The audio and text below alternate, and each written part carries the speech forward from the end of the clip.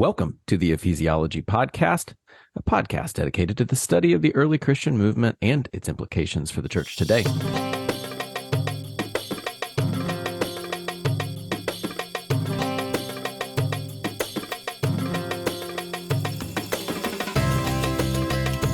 Today we are joined by Michael, our resident ecclesiologist. I'm Andrew Johnson, pastor at Neartown Church in Houston, Texas. And today we are joined by Dr. Andrew Whitehead, Associate Professor of Sociology at IUPUI. He is the co-author of Taking America Back for God, Christian Nationalism in the United States, and the author of the recently published American Idolatry, How Christian Nationalism Betrays the Gospel and Threatens the Church. Dr. Whitehead, thank you so much for being with us on the podcast today. Yeah, it's good to be with you both. Thank you for the invitation. Well, we're excited about your book and excited about the work that you've been doing. I know Andrew and I have been following it since 2020, 2020, wasn't it, when your first book came out? And so we've appreciated what you've been doing. Yeah, thank you so much. I do appreciate that. So before we get into the nitty gritty, the fun parts of the book, help our listeners understand a bit who you are. Maybe what are three important facts that you would love for people to know about you? Three important facts. You're putting me on the spot here. Yes, sir. Well, so I am a sociologist, social scientist, study American religion, particularly using survey data, trying to understand how religion shapes our social worlds and also how our social world shapes religion in the U.S. context. And so I graduated from Baylor in 2012, and so I've been doing it for a little while now. I grew up in Indiana, northern Indiana, small town. Grew up, going to church regularly, and that has been a part of my journey. And my faith has been a part of that journey. And continuing to learn and grow and trying to find and think through both in my professional work as a sociologist, how religion should be used in the public square and in civil society, and thinking too through myself with Christianity, how that integrates and intersects. So I don't know if that's three facts, but that's a little bit about me. We could pull three out of there, I bet. I mean, that's some good color. It really does help us know you. You were at Baylor at an interesting time, weren't you? I mean, so Rodney Stark comes. Mm-hmm. I'm assuming that you got to know him. No, actually not true. So I was there when he was affiliated with Baylor. So I was there 2007 to 2012, and he had gotten there, I don't know, a number of years before then. But he lived, I think it was in Arizona. And so he was affiliated with Baylor, and Baylor would be on the books that he wrote. But I saw him twice. Okay. In my 5 years there, and talked to him on the phone once for maybe like 5 minutes. But other than that, no other interaction with Dr. Oh, wow. Well, I mean, he was so formative in the sociology of religion. A huge part of my doctoral work focused on his theory of religious innovation. And even today, as we're thinking about movements around the world, that theory has a lot of relevance to understanding not just new religious movements, but Christian movements as well. So we've appreciated his work. Now, was Gordon Melton there? Did he get there but when you were there? No, he again, I think, was affiliated, but I don't know that he was ever on campus. He may be in Waco now, but that was since I've left. I don't actually know where he is. So he waited till that Magnolia boom happened, right? And then he decided to come back to Waco. Yeah. And we moved away before that happened. Exactly. So Waco is very different now than what you remember. So have you gone back to Baylor and been there around the whole Magnolia world? I have once. So in 2019, I was able to visit again, and it had really changed. Waco had definitely changed in that time. Well, now, I mean, this is like hometown week, isn't it? It sounds like. But, I was there on campus giving a lecture at a Chesner conference in 2000. When was that? 2000. I don't remember when it was. I think you would have been there. Maybe probably not at the conference, but at the university at the time. And I remember the family went down. It was the summer, so we could all travel. So we took a road trip to Waco, and our kids hated it. The only good memory they had was the swimming pool at the hotel, and even that was a little suspect. But they were so thankful to get out of that city. Waco, we will not. There now, I think. Yeah. We will not hold your past against you. Yeah. Well, and they didn't even get to see the Dr. Pepper Museum or what's the Texas Rangers Museum. Yeah. Mm-hmm. Yeah. Well, I think as a grad student, and then my wife and I were relatively newly married, and then we had our first two kids there. There wasn't, we didn't have a lot of time for anything really. And so that town was great. It's kind of a sleepy, quiet town at that point. So yeah. There's a great lake there. That huge, what I can't remember what it was called. Anyway, we used to go out, and I lived not too far from there when I was younger. But anyway, yeah. So I will force us back on topic. Thank you, because Andrew. I am too excited. This is all things Texas. We've been talking off mic about Indiana, now on mic about Texas. This is all great. Dr. Whitehead, you and Dr. Perry wrote what might be considered kind of that seminal work, the place that a lot of people are going to define what is Christian nationalism. It's quoted and referenced by literally everybody who's trying to get their bearings on it. Mm-hmm. So why did you decide, I just want to run it back in a different way? Why did you write the book American Idolatry? Yeah, it's a great question. And at first, I actually didn't want to write it. Brazos reached out and thought, hey, could you write something to pastors or to Christians about Christian nationalism, and helping with kind of taking the work that you did and what does it mean and how do they respond? And, not being a pastor myself or, with extensive theological training or anything like that, I just felt like, I don't know that I, am the person to do this. And so I kind of said, maybe not. But then, over some more conversations, I realized that, I've been on this journey personally for years now, thinking through my Christian faith, how it intersects with how, I live it out in the public sphere, others too. And then, having built up a number of years as a social scientist studying this, that I did have something to say and thinking about what this means for the church, for the gospel, for Christianity, for American Christians. And so that started that process then for me of thinking through how to share that journey in some ways, to bring together that professional journey and what I've learned with my personal journey of wrestling through this and still being on that journey, right? It isn't as though I've arrived and now here's the answer. Mm-hmm. But that these are questions that we need to continue to wrestle with and to try and start conversations so people can, wherever they're at, plug into the journey and continue on. And not even that we'll all agree on everything, but that there are aspects of it that I think we need to have deep conversations about. And so that was really what prompted me and encouraged me to write this book and the kind of the posture I tried to take throughout writing it and now talking about it. How would you differentiate this volume from your previous one that you did with Sam Perry? Yeah, well, I think it is different in a number of ways. So there are no figures or tables in this book. And so for those that darn, that's what I don't like about it. Yeah, I would rather not see that than that's not there. And, with our first book, we really laid it out to a broader audience, but firmly, from the social science of defining what it is empirically and showing all that work that we'd been doing leading up to the book. And then since then, with Taking America Back for God, I should say. And then for this book, it really does begin in that foundation of having done the work empirically and drawing on the social science.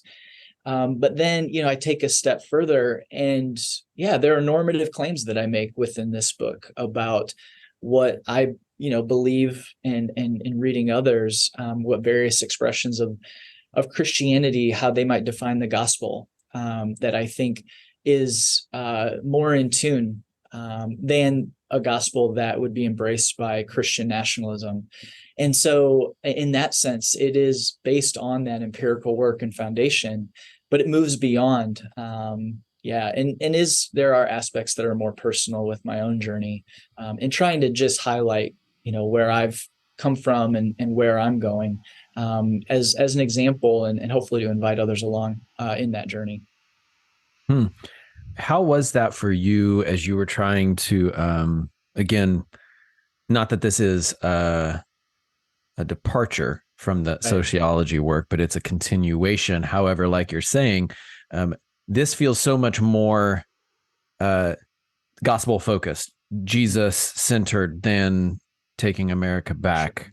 So how was that for you personally, having to make that? I am now taking my data and I am turning it both inward and outward. How was that for you?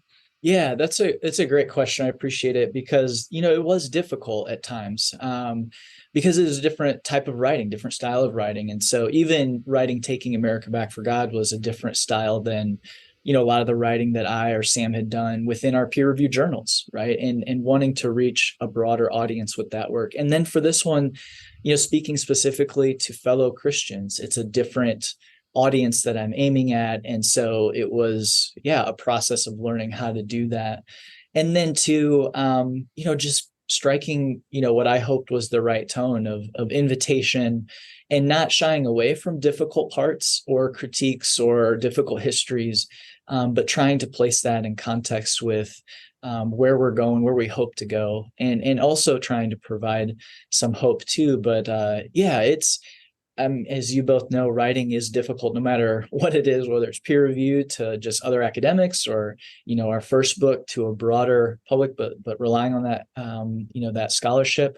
And then this one that draws in more personal aspects and, includes parts where, moving beyond the data to what does this mean and what do we do about it, and telling some of those stories. So it was challenging in a good way. And some days, it felt like, is this ever going to come together? But grateful for support, along the way. It was an interesting and challenging experience. What surprised you in both books, in the Taking America Back for God and then in this volume, American Idolatry? Yeah. I think the thing that's been most surprising about Taking America Back for God for me, that I'm coming to appreciate more and more, is how it has reached well beyond, our social scientific kind of area, and really been used by folks who are, pastoring churches or who are working in different areas of academia, and influence, different parts of the conversation and bringing this term to bear. And some of that is it just coming at a moment, where historically things were happening where it just really was applicable. And Absolutely. That isn't true for every book.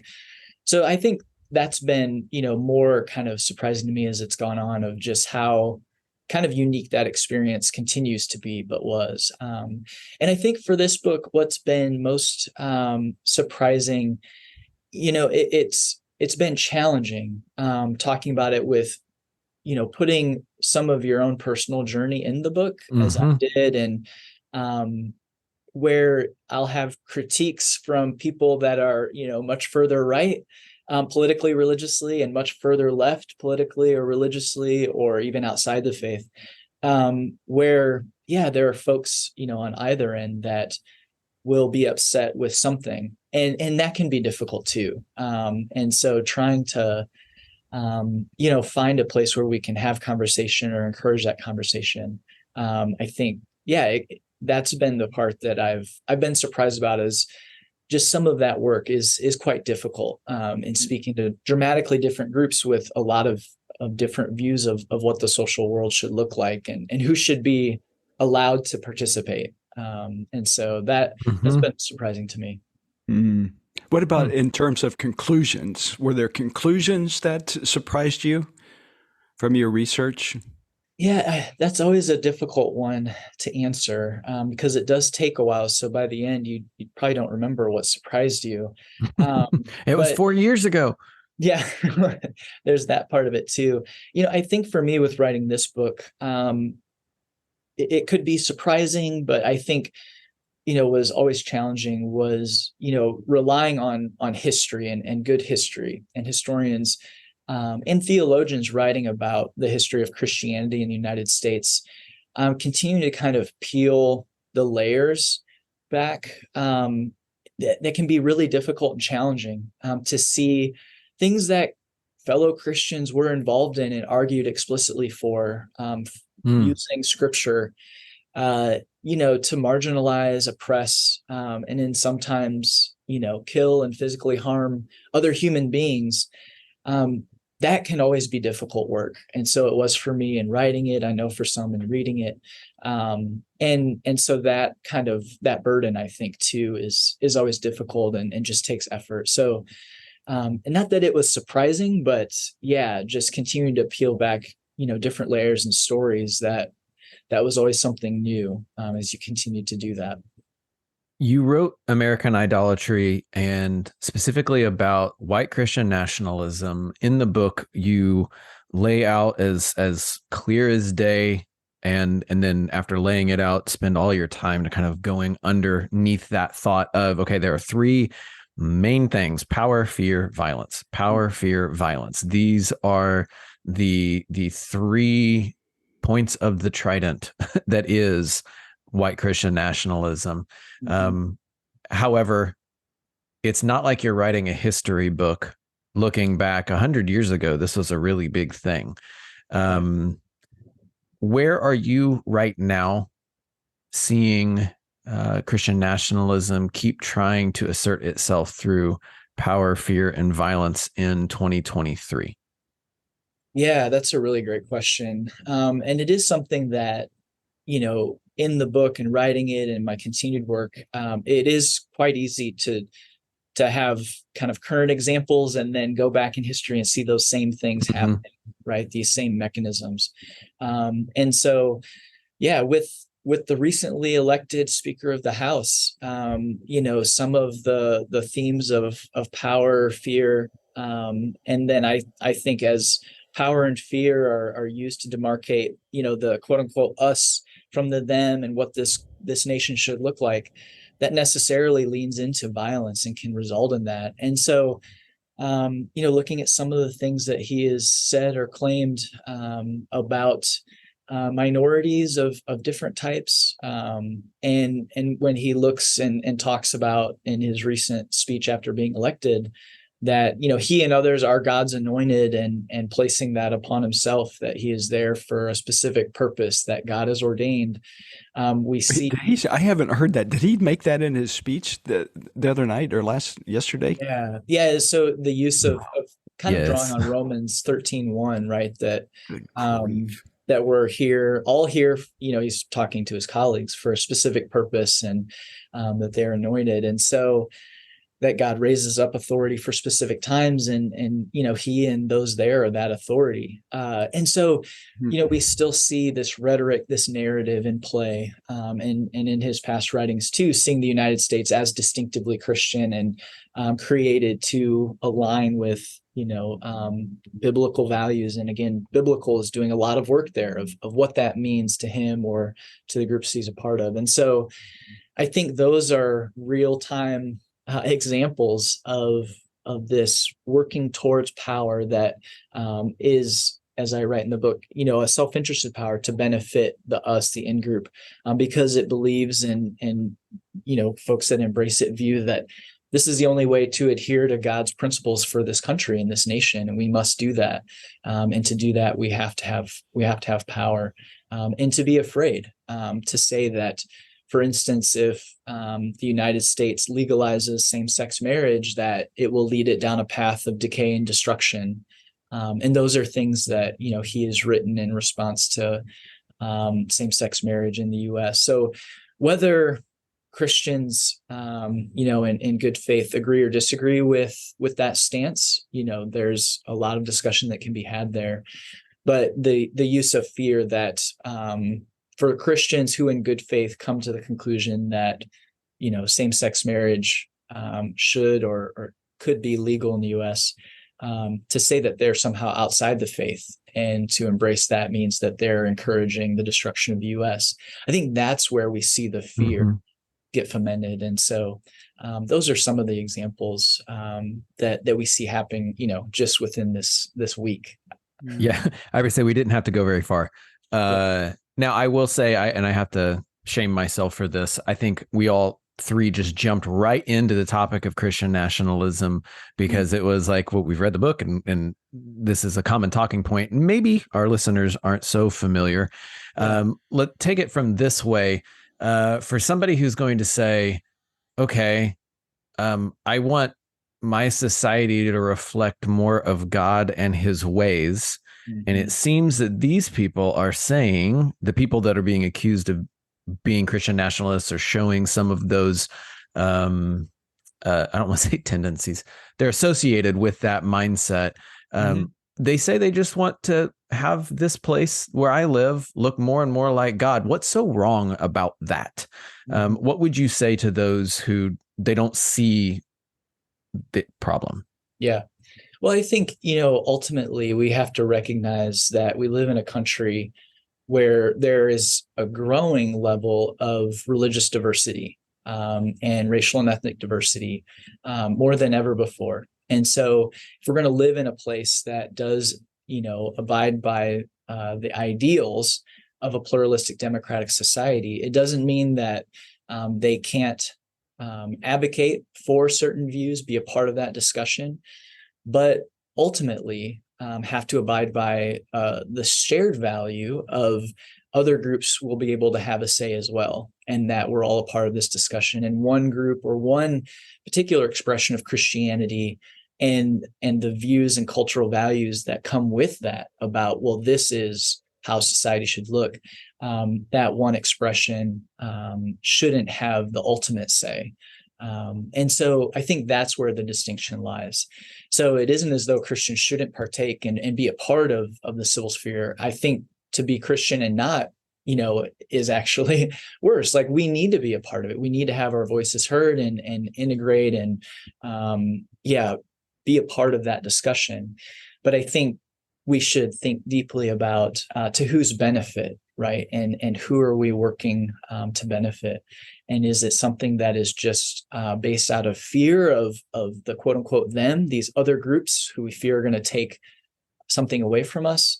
Or are we working within the public sphere toward a common good and a flourishing of all people? And I think to do that, we have to really wrestle with defending the right of other folks to believe differently than us, right? So religious freedom and liberty, that we understand and recognize that if we are the minority, how would we want to be treated?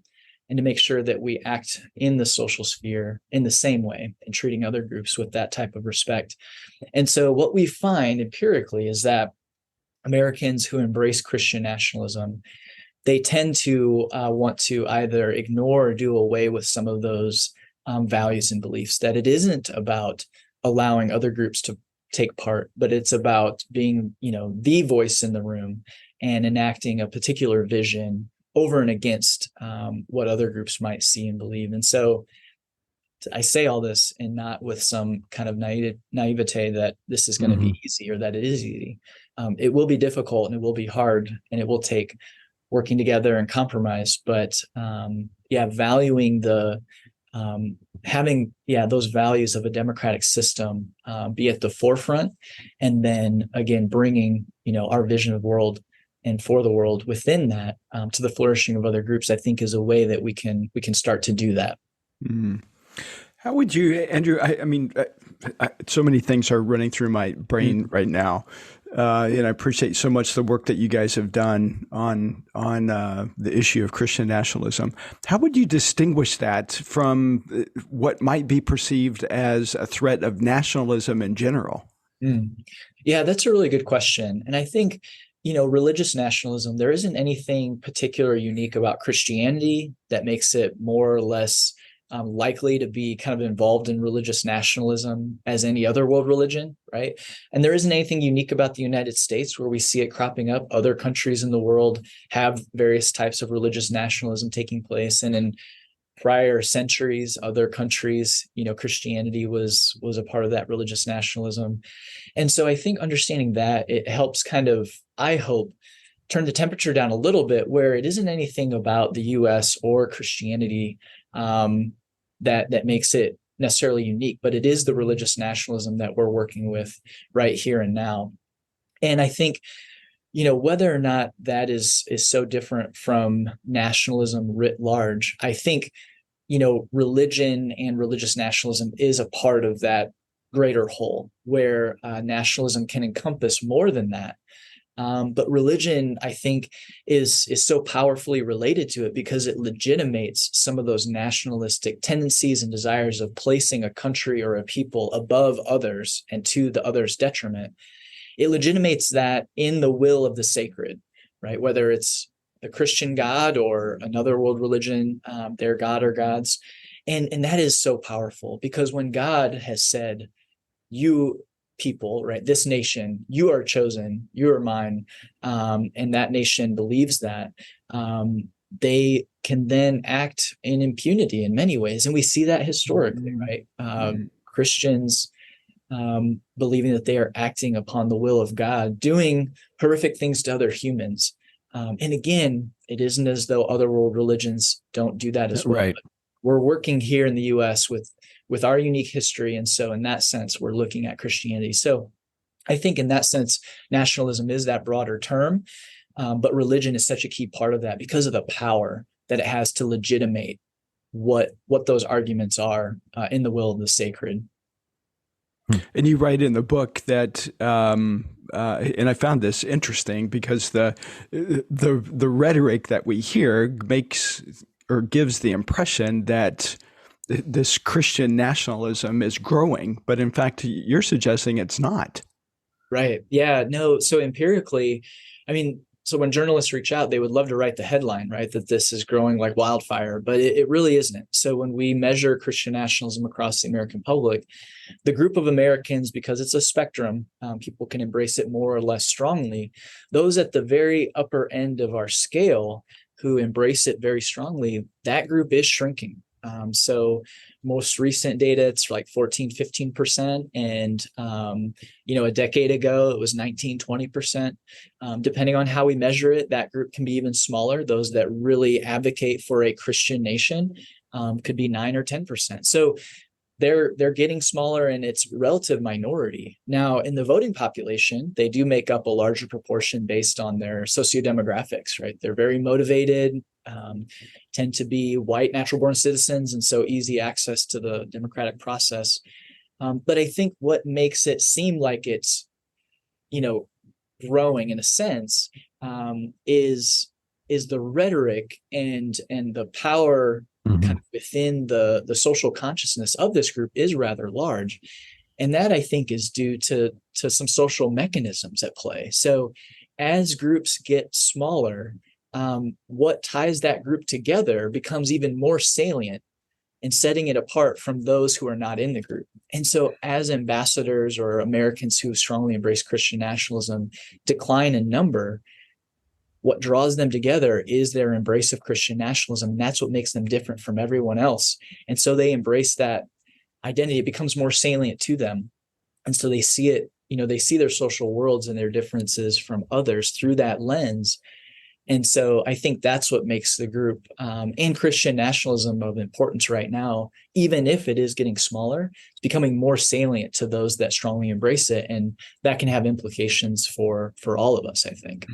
And the example is what we were just talking about with the recent Speaker of the House, isn't it? That rhetoric, if it's being used to legitimize or a divine legitimization of the speaker's position and the position of America in the world and so on, then yeah. Wow. Yeah. Well, and I think that's a really good point too, is in the work of others, highlighting, folks that embrace it in positions of power. So they can be few in number, but if they're in the positions of power, can pull those levers of power, that really matters for everyone, even if very few Americans, would agree with, the new speaker's vision, right, of Mm-hmm. who placed him there and his political beliefs that they're, divinely legitimated, it doesn't matter because he's in that position of power. So There's a perception that betrays the reality, isn't there? I think so in some ways. Yeah, because in a way, again, just like Michael's saying, you say this in your book. There's almost that one line of thought that says, "Hey, it's shrinking, right? It's not growing." And but before you pull out your fireworks for the party, Right. those who do have that are now in positions of power. They get to espouse the rhetoric. They get to push it forward, and it feels like, oh, this is the water I'm swimming in. And I guess everybody thinks like this, and like you said, those in power are able to then make those decisions that follow that unhealthy mindset. Yeah. So, looking forward for this new era. What are some of Is that said tongue in cheek or? Yeah, well, because if I say new era, that like makes it feel like it's this new and recently happening thing. And as he has now written not one but 2 books and many, many papers establishing that this is not the case, it's been long in building. What would be a piece short of, hey, read my book to hear a fuller answer? And don't give away your conclusions or anything, but like, what are some encouragements, maybe 2 or 3 encouragements that you have, since this book is specifically written for Christians? Yeah. How do you encourage us to live in an era where power and fear and violence are at play? Yeah, that's a wonderful question. I think, one relatively, I think it's a piece of relatively low-hanging fruit that we can do is continue to reach out and listen to and read books by and listen to the voices of those who differ from us in various ways. And so recognizing that Greg Boyd, uses this metaphor of your map is not the territory. And so understanding that our understanding of our social worlds or even the world at large, that's our map. But that doesn't mean that we don't have areas of our map that are not filled in or have blind spots. And so one thing that's been so helpful for me on this journey is to, not necessarily force myself, but to be cognizant of who I'm reading. So reading folks who differ from me in some respect, whether, reading books by women as they're experiencing Christian faith and how they see their world and the experiences they've had, or racial and ethnic minorities, things like that, because that helps me. So I grew, I can't control who I was born as and how the world was shaped and how I move within it. But hearing those experiences of others helps me start to realize that not everybody else experiences the world like I do. So as a white Protestant man, there's not a whole lot within the U.S. that is off limits to me in some way, right? Doesn't mean that I haven't had to work hard or anything else. Right. But the experiences of others, right, within Christianity or within the United States, I can hear those stories.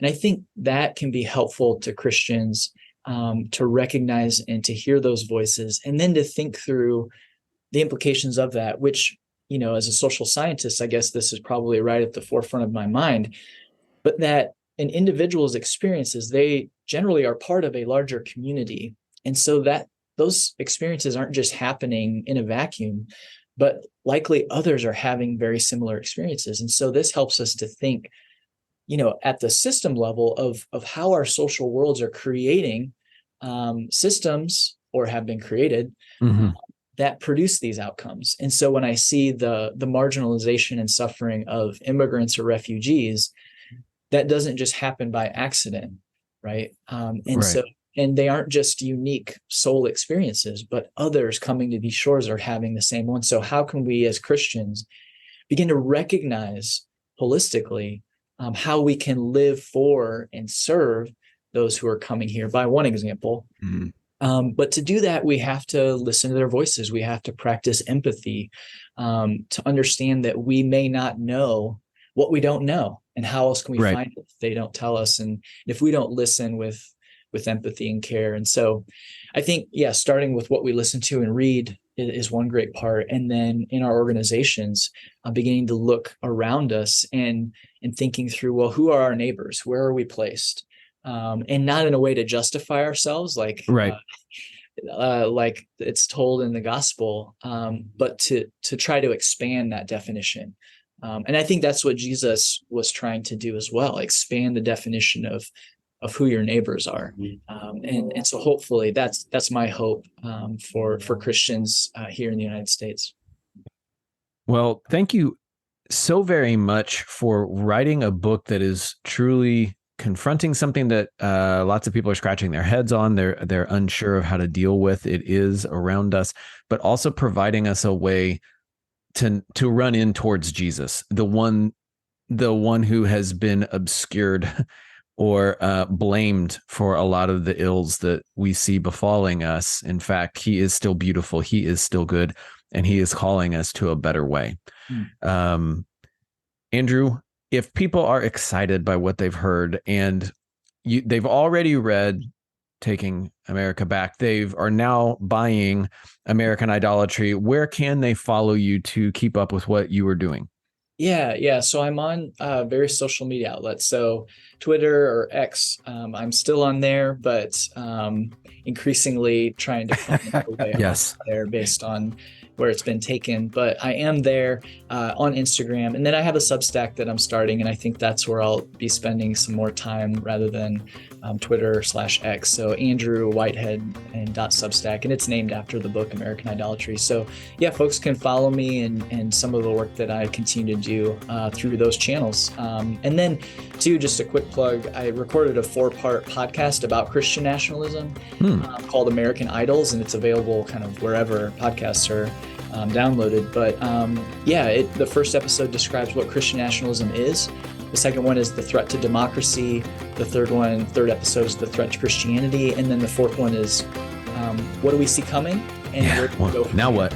Yeah. So for folks that just want to hear a little bit more, those are available as well. Dang. Dr. Whitehead, thank you so much for joining us. It was a joy to have you. Michael and I were glad to dig into this topic a little bit more. Glad that you have given us these places to come and continue to follow you and your work. For those who are listening, and also mainly because we had such an awesome guest, maybe this is your first time on Ephesiology, we invite you to look back or listen through our mini episodes that we have had on the Ephesiology Podcast, where you can go online to masterclasses.ecclesiology.com to kind of see what the online theological educational experience through Ephesiology is. We have a lot of resources, and we want to continue to equip you to what God has called you to, where you are in whatever field that is. So for Michael, Dr. Whitehead, and myself, thank you for doing theology and community with us today on the Ephesiology Podcast.